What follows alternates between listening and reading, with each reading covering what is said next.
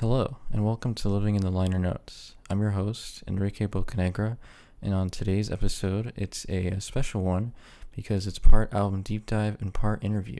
Recently, I was able to interview Wesley Penix, who is a very talented musician and composer, as well as someone I got to work with a lot over the past year. He formerly worked at my university as the events manager, which means he played a part in making sure all the performances and any other concerts that happened at the school went smoothly. I worked under him for about 2 semesters, and during that time, I helped run sound, and I manned the live streams that we would have for all the performances. And I also helped out with any extra setup that was needed.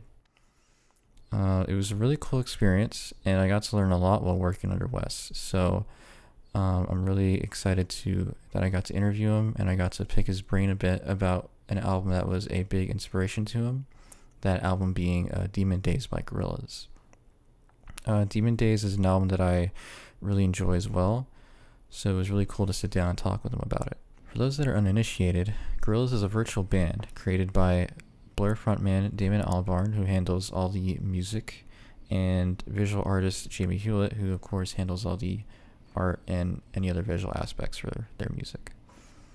Demon Days released in 2005 and is the follow-up to the band's first album that released back in 2001. Compared to their first album, Demon Days takes a strong tonal shift and focuses on the central narrative of battling one's inner demons, hence the title Demon Days. Musically, the album takes inspiration from a variety of styles and genres, including rap and hip-hop, rock, dance music, spoken word, and even gospel. Demon Days was a critical and commercial success upon its release, with many of its singles doing very well in the charts, as well as them being accompanied by extremely well-animated music videos that are iconic today. The album is still regarded as a masterpiece today, with many of the group's fans agreeing that it's some of their best work. Some even say that it's the peak of the group's entire discography. If you haven't listened to this album yet, I highly encourage that you do. You won't regret it. Well, with that out of the way, let's move on to the interview. Enjoy. Today's episode, I'm joined with a special guest. His name is Wesley Penix. He's a San Antonio and Austin-based musician and composer. And today we're just going to talk about some of his work, his influences, and an album that he wanted to talk about, Demon Days by Gorillaz. So I'll hand it to Wesley now, and you can go ahead and talk about you can introduce yourself a bit. Yes, hello. I'm Wes. I am a composer and music producer, musician, educator, all of the above. Primarily out of San Antonio and Austin, but I travel the country around for various reasons, usually for performances of my works. And classically trained clarinetist, classically trained composer, but I also write pop music, kind of in the synth pop world. I do some experimental side stuff, and then I'm more of the concert classical, like I mentioned earlier. All right, cool. So I guess let's start off with some basic, like, introductory questions. How long have you been, I guess, like, professionally doing, like, music and stuff like that? I guess professionally, I guess you could say it was right after my bachelor's degree, if you want to not count schoolwork stuff. So I'll say 8 years as like this is what I do kind of thing, not as just a student. Okay, cool. So were you making music, like, kind of as a hobby before that, or did you not start really until you got into school? So I got my bachelor's degree in music education, Oh, okay. and it was in my last year that I pivoted into composition. I was in the semester right before I was about to go student teach. And I had what everyone kind of has this existential moment of, oh my God, do I actually want to teach and like Oh, do yeah. that sort of thing? And then eventually I landed on actually I like writing. Let me write for about a year and a half right after I got my degree, and then eventually went off to get my master's. And I had been writing even since high school. I wrote a few things. I even had a band work because I was in the band throughout my educational life, Okay, cool. and they played it my senior year actually. It was like that was my first performance was this band work I wrote from my senior year. And I had wrote a few things here and there, but it wasn't like my major, so I didn't do it all the time. I just did Okay. it when I felt like it. And then I was like, I like this a lot. I'm gonna keep doing this. Got my master's, and I've been writing ever since. Okay, cool.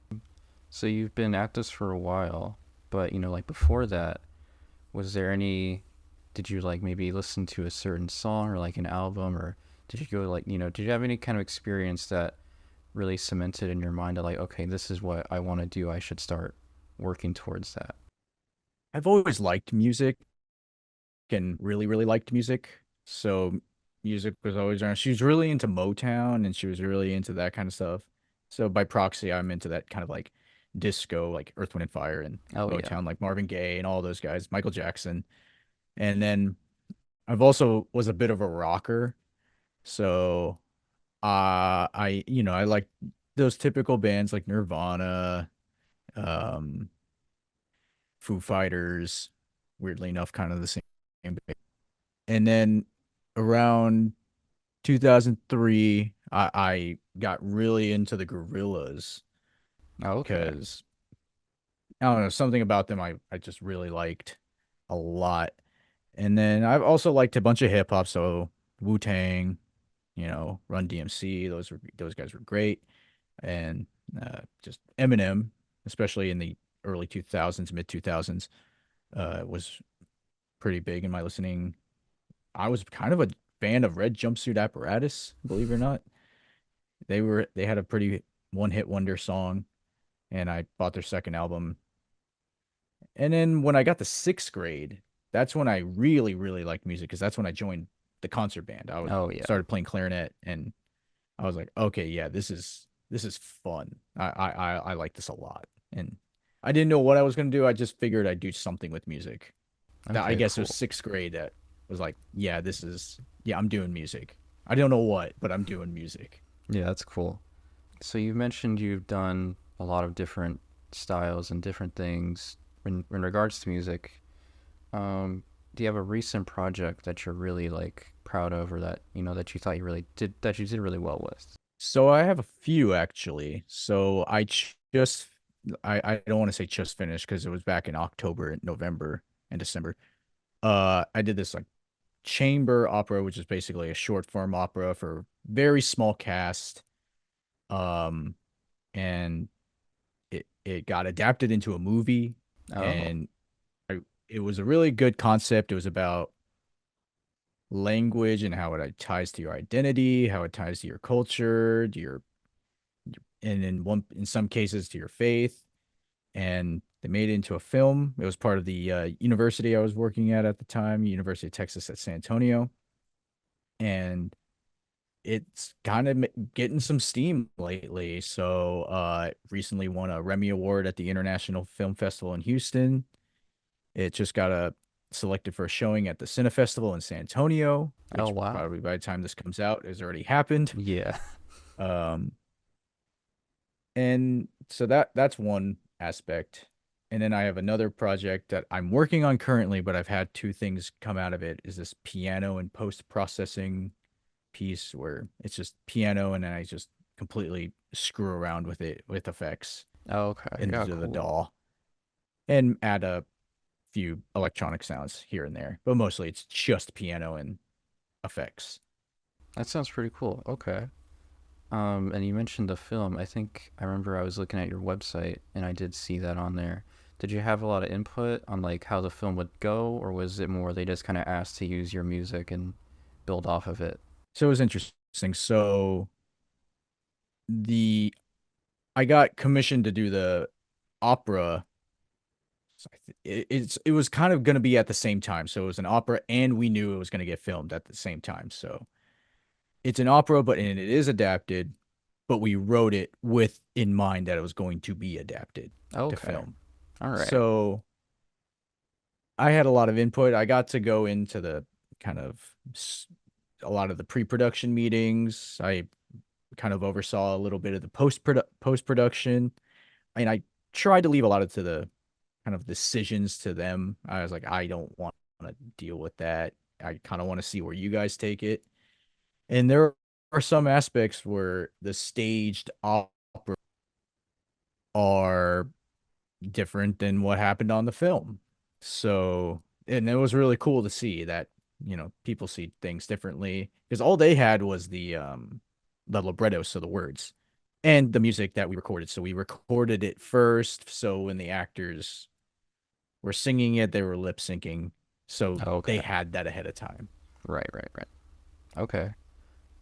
Cool. Yeah, that sounds really cool. I should probably check that out. Yeah. It's still under embargo, but the embargo should be lifted hopefully in November. Okay, cool. And So, yeah, so because we'll okay. put it out once we can. If not, July 11th, I believe, here in San Antonio, it's going to be having another showing. I think at 2 p.m. I can't remember. Okay, cool. Awesome. So, let's transition then to kind of the main one of the other main points of the interview. You mentioned, of course, you're a fan of the Gorillaz, and their album Demon Days specifically. Let's see. What was it about this album specifically that I guess drew you to it? How did you find out about it, and what was your initial reaction? I guess.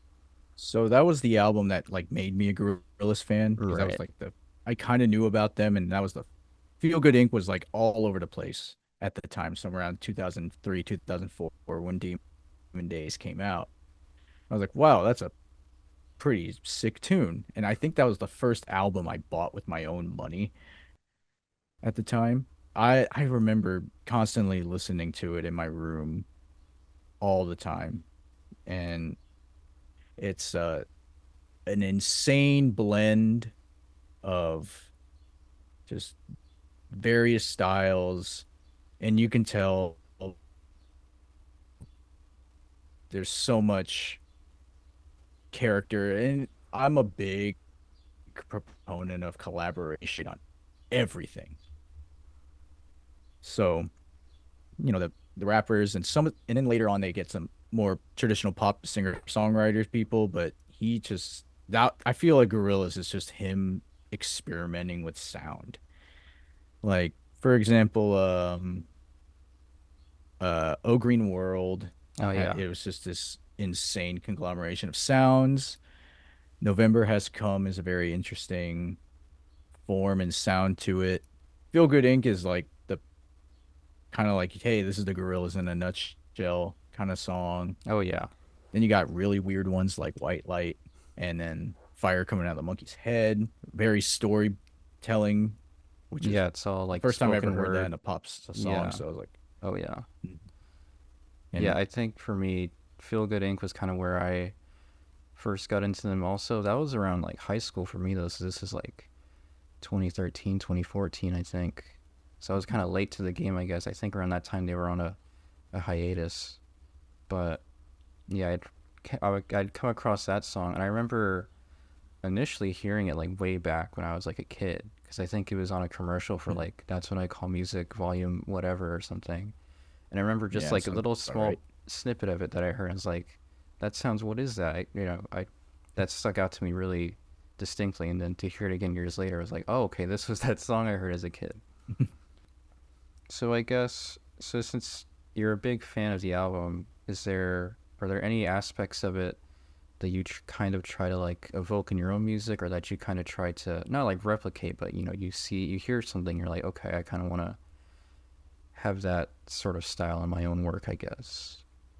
There was one aspect that it was like a blend of kind of normal instruments with this kind of more soundscape, but soundscape used as an instrument idea. And I really, really enjoy that. I kind of enjoy like making things that aren't instruments into instruments. So back back in the day, they used to call this music concrete, which is the idea of taking samples what we now call samples or just recorded things and making a mishmash of it, of whatever you want it to be. You could call it tape music back in the day, Oh yeah. but in the end, it's all kind of the same idea of taking, but he took it to a step further and he's like, I'm just going to take this sound, let's just crank it through some distortion, and let's take that distortion, throw it into another distortion, and just let's just keep going until we get something just crazy. Yeah, it's definitely unlike like anything else, especially like at the time. I think it was pretty unique for like pop music, especially. It's just so like out of nowhere, I guess. Yeah, and you know his voice is a Yeah. very Damon Albarn's voice is like a great style for this kind of singing, especially with like El Mañana. Like it's perfect for that kind of sound. This kind of it's also in essence it's a story album Oh yeah, too, so yes. it's supposed to tell this story, which is very eloquent done. Which is why I also liked uh, they were huge at the time. Green Day when they made American Idiot, Oh yeah, yeah. It's a like that was another one of those big story albums. That was, I mean, think the Jesus of Suburbia on that album is like 15 minutes long. and I know with Demon Days, it is a very narrative, like kind of driven. And it has a very solid concept too that you kind of can follow throughout the whole thing, which really makes it Mhm. just such like a breeze to listen to, and it's really engaging to listen to also. Do you have like a favorite moment off of the album, like a sonic moment, I guess, that like you just love to kind of listen to again and again, or just like There's the ending of Oh Green World. That's like it's the part where it just and it just like keeps stacking and oh stacking and yeah, stacking and stacking and stacking. It's like such a cool moment, and I believe that's the third on the album. yeah, I think It happens right that's before Dirty Harry, yes, yeah. which in Dirty Harry leads directly right into Feel Good Inc. And it's like Uh, a perfect like sonic reset. Not only is it just this cool what we call sound walls right. popularized back in the 80s with like minimalistic music or that kind of music, just like do the same thing over and over again, just giant wall of sound. It's just like a really cool moment. He does plays with the taking stuff away and then just dropping it all back in again. It's just like that part. Yeah, it's just a really cool part. Oh yeah, it's great. I think one of my favorite moments is on the track. It's what is it? It's All Alone, I think. That one like kind of Mm. breakdown where you know, changes switches up the beat and everything. I love that bit. I love it to death.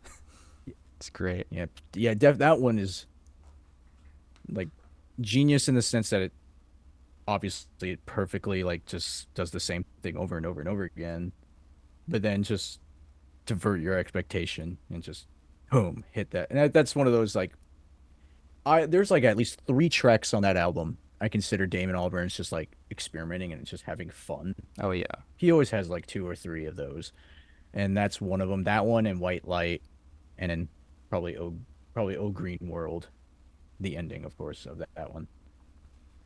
Yeah, Another definitely. good example of that one is in I believe in Plastic Beach, the Glitter Freeze, Oh and on yeah. the Name album, the sound check one, Oh right. like where he's just, I think that was him actually messing with kind of hip hop like sample Uh-huh. kind of things. Yeah, yeah, yeah. Those are great.